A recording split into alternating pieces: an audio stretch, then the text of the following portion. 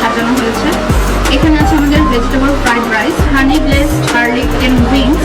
এইটাকে আমরা প্রথমে নর্মালি চিকেন ফ্রাই করে নিয়েছি, দেন এটার জন্য একটা গ্লেজ তৈরি করে নিয়েছি। গ্লেজের জন্য টমেটো সস, হানি এবং গার্লিক দিয়েছি, সেটা দিয়ে টস করে নিয়েছি। আর কোল্ড স্লো, এটা ধরনের কোল্ড সালাদ, এটা একটা বিশেষ পদ্ধতিতে তৈরি করা হয়।